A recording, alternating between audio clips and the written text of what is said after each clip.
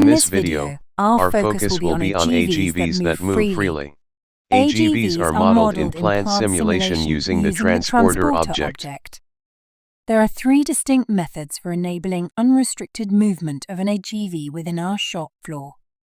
We will elaborate on all three in the following sections.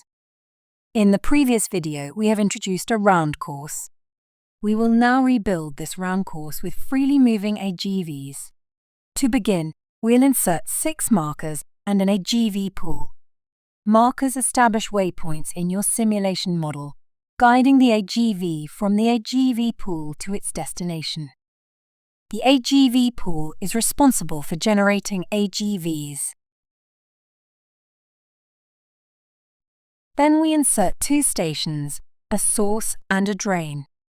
Following that, we insert a method object into the frame and rename the method to init. If you're not familiar with the init method, please consult the Advanced SimTalk video. Our initial objective is to retrieve an idle transporter from the AGV pool and then move this transporter along the markers to its destination. Considering the typically limited number of AGVs in a production shop floor, we must initially wait for an idle AGV. To accomplish this, we need to wait until the count of idle AGVs is greater than 0.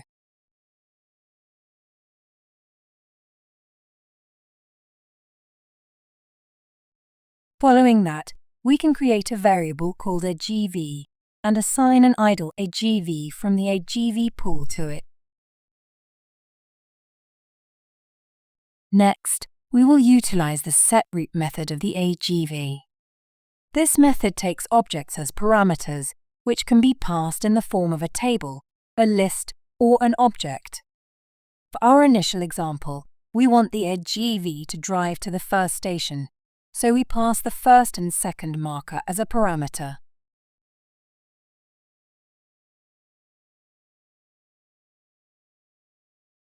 After making these changes, we save our modifications and allow the simulation to run.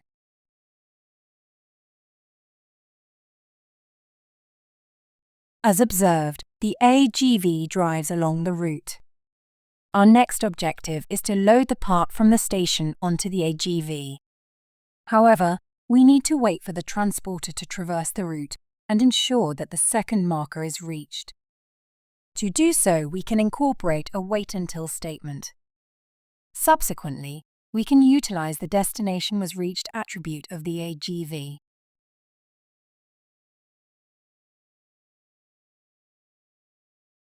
Furthermore, as explained in the previous video, it's essential to address edge cases before transferring the part onto the AGV, ensuring a seamless simulation. Therefore, prior to moving the part, we should wait until the content of the station is not equal to void, and also wait until the part is finished. Once these conditions are met, we can proceed to move the part to the AGV.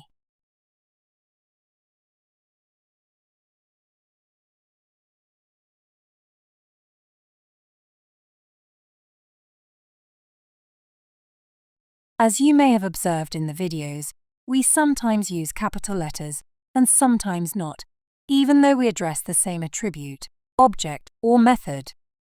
The reason for this is that plant simulation is not case-sensitive. Therefore, we can use both options to address attributes, objects, or methods. Upon moving the part to the AGV, we can now set the route to the second station and wait until the AGV has reached its destination. As we have to drive to the next station over the markers, we need to get their names to be able to set the route. To do so, we can either drag and drop them into the method or hover over them to see their name.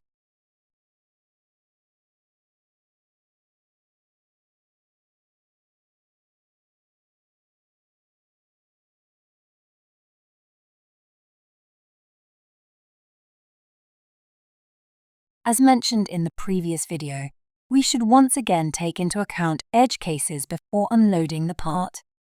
However, for simplicity, we will not address them at the moment.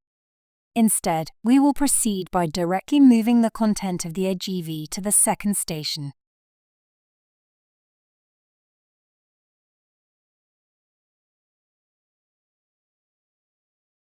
Then we can set the new route for the AGV and wait until it reached its destination.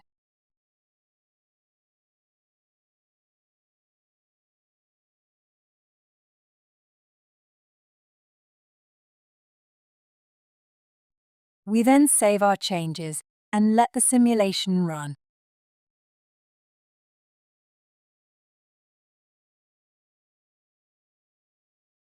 As observed, the simulation terminates after one round. To enable the code to run endlessly, we can implement a while loop and set the condition to true, similar to what we did in the previous video.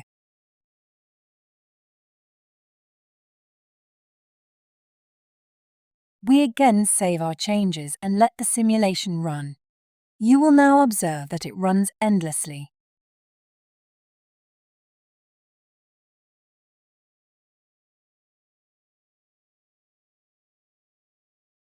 This essentially covers the first method of moving a transporter freely. Before delving into the second approach, let's open the dialog of the first marker. Within this dialog, we encounter the checkbox labeled Use Rotation of Marker, which we will elaborate on later. Additionally, we notice an arrival control. True to its name, this control is triggered whenever an AGV reaches the marker. Now, let's create a new arrival control. We'll design a sliding door that opens upon the AGV's arrival at the marker and closes once the AGV has passed through. To achieve this, we insert a fence around the first station and adjust its size by pressing M. By pressing M, we show the manipulators.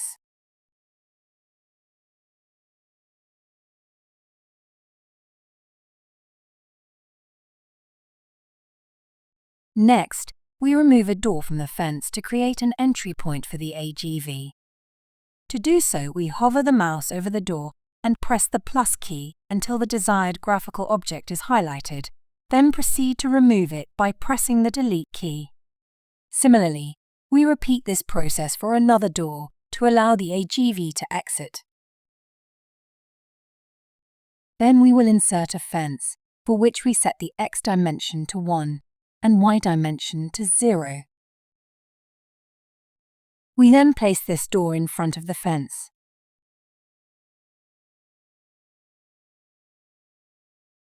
Then we make the door an animatable object. In the upcoming dialog, we rename the object to Sliding Door and click OK. The settings align with our needs, as the translation direction is set to X and the joint is configured to a prismatic joint. So we can leave the settings as they are and close the dialog. Now, let's utilize the Move To method as introduced in the video on EMU animations to open and close the door. In the arrival control, the anonymous identifier corresponds to the AGV, so we can use it to bring the AGV to a halt. However, instead of using the stopped attribute of the AGV, we will introduce another concept to bring the AGV to a halt. The attribute called Stopping Counter. This attribute stops the AGV when the stopping counter reaches a value greater than 0. This attribute especially proves useful in scenarios where there are multiple reasons for an AGV to stop in a shop floor. Objects that require the AGV to stop can simply increase this counter. The AGV will only resume its movement when each object that increased the stopping counter decreases it again.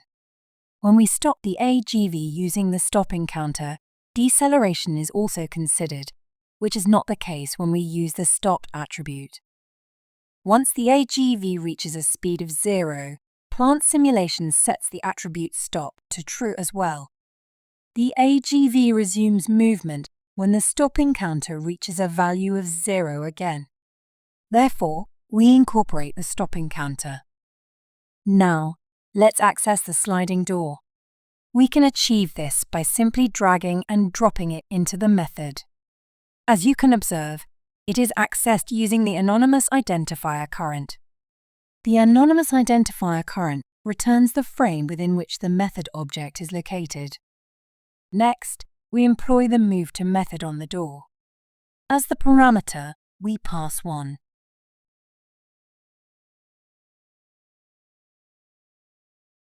With this line, the door will open. Once this is done, we can decrease the stopping counter attribute of the AGV.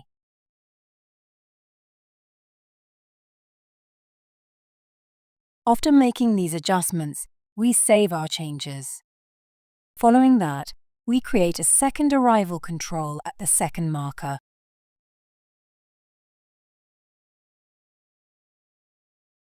In this arrival, we control just need to move the door to its default position.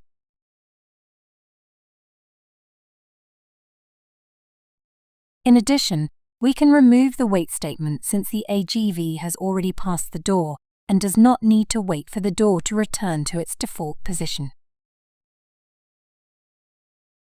If you wish, you can also add a door to the exit and turn it into an animatable object, similar to what we did at the front door. However, for time reasons, we won't do it now. After making these adjustments, we save our changes and run the simulation.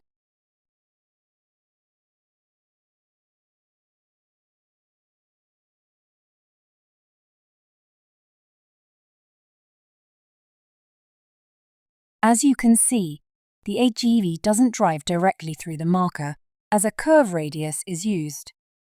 Subsequently, the arrival control is triggered when the AGV is at its apex.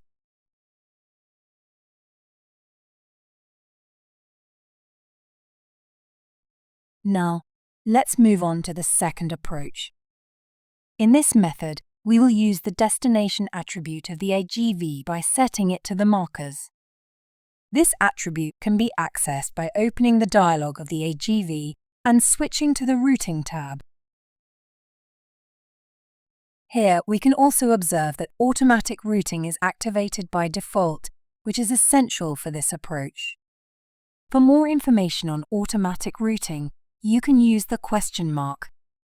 Here, we learn that the transporter will find the shortest route to its destination.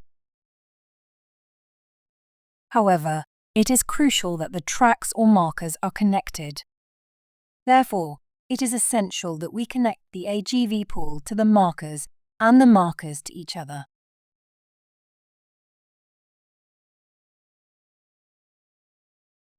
In the dialog, we can then see the destination attribute. This is the attribute we will now invoke.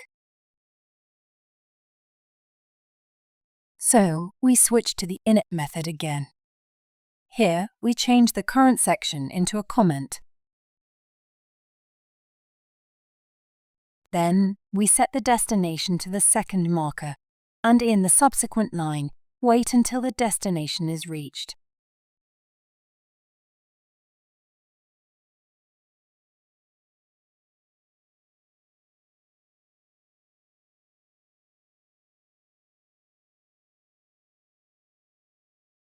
Following that, we set the destination to the fifth marker by copying the lines and pasting them again.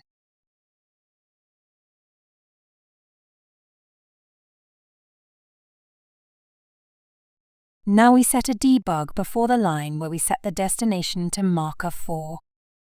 The function debug stops the simulation run and opens the debugger window. Then we save the changes and let the simulation run.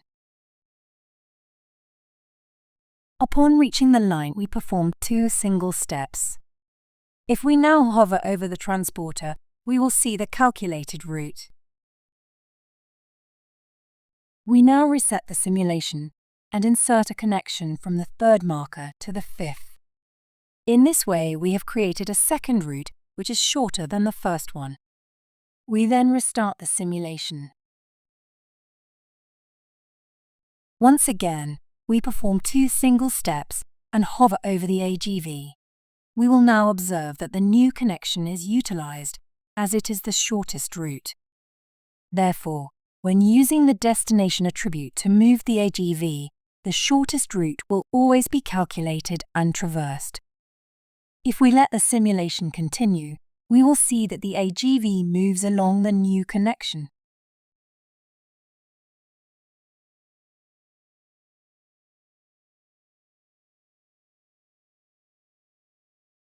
However, when reaching its destination, the AGV won't stop parallel to the station. To address this, we reset the simulation. Then, we double-click the marker and check use rotation of marker. Clicking OK, we'll notice a double-ended arrow. This arrow allows us to specify how the AGV should halt at this marker. We can select the marker and use the keys Control, Shift and the arrow keys to rotate it. After setting it to the desired angle, we can restart the simulation.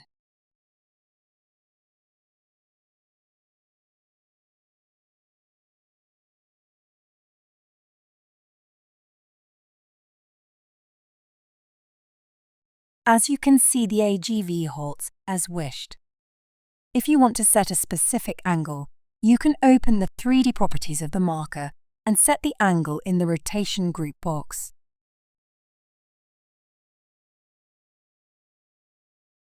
If we now again wrap the code around a while loop, we could run the code endlessly.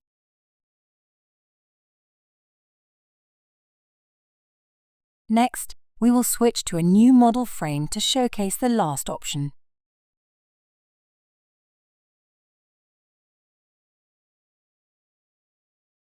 Here we again insert an AGV pool and create an init method.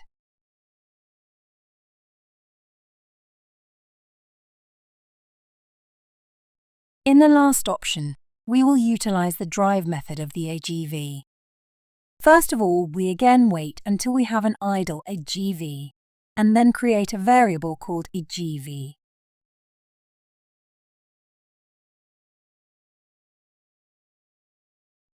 The drive method takes a length as a parameter and covers this distance. Initially, we will let the AGV drive for 5 meters by passing 5 as a parameter.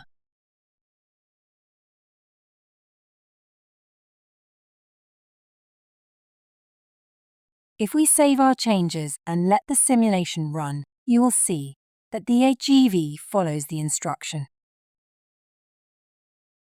Now, we want the AGV to move in the downward direction for another 5 meters.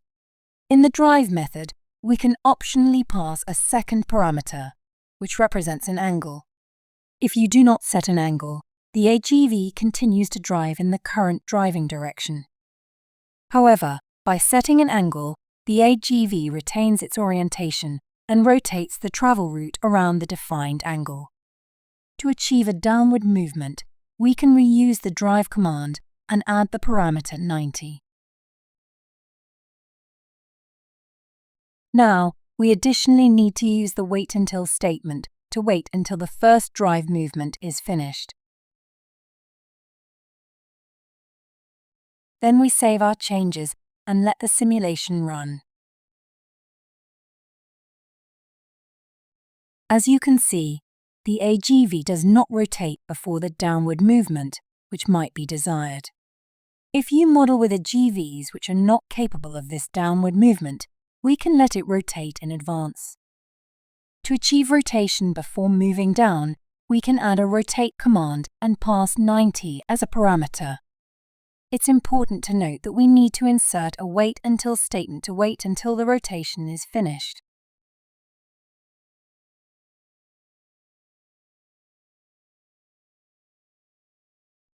You might wonder why we wait until the destination was reached attribute is set, even when letting the AGV rotate.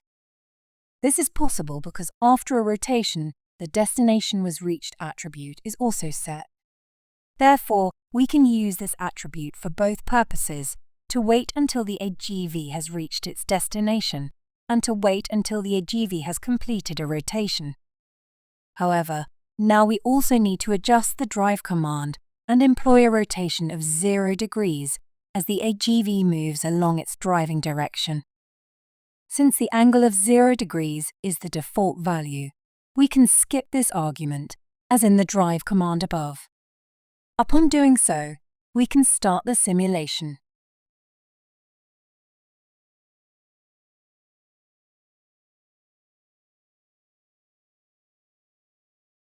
Now, we can essentially use these two methods to move the AGV freely within the shop floor. However, if you have many of these commands, the code might get messy.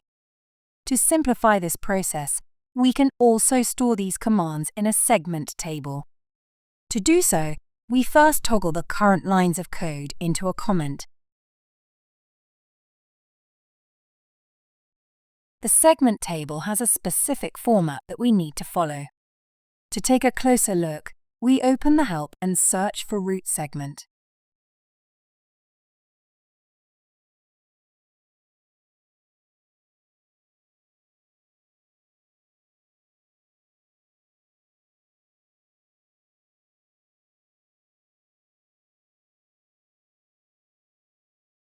The first column needs to be of data type length, representing the straight segment the AGV should drive.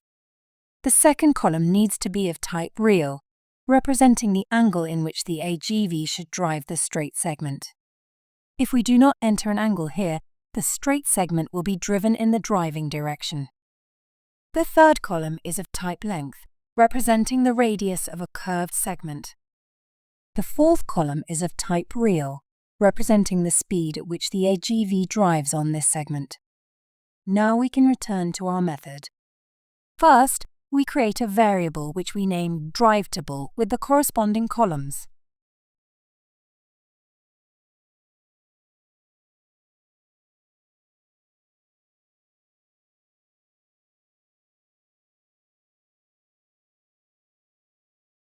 To create a table, we can call the create method on the DriveTable variable.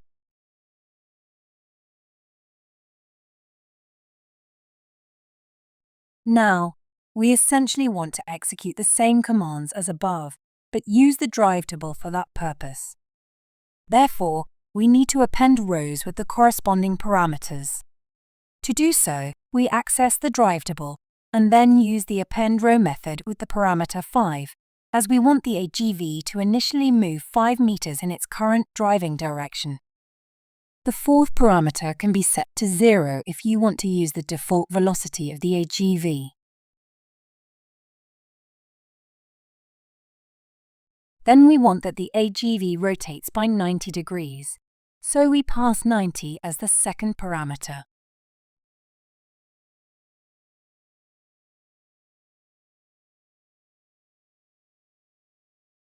Lastly, we want to move the AGV by 5 meters again, so we pass 5 as the first parameter again.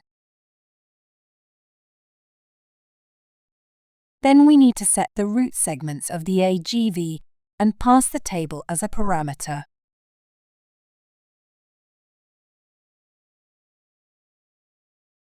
If you now start the simulation, you will observe that the AGV drives the same route as specified above.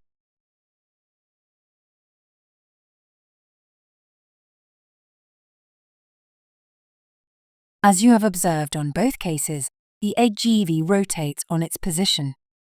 To change this, we can incorporate a radius of 1 meter, save our changes, and let the simulation run again.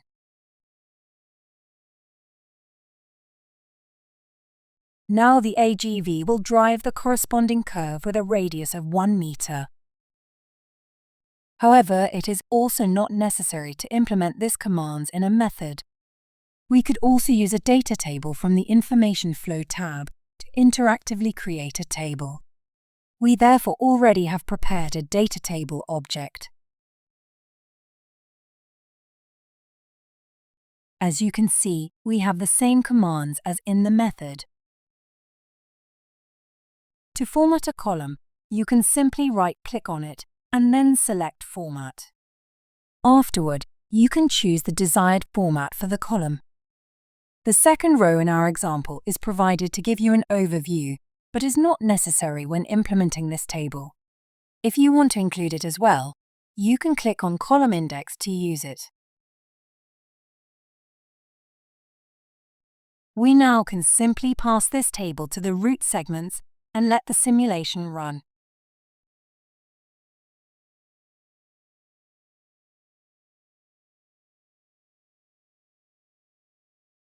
As you can see, the AGV traversed the same route.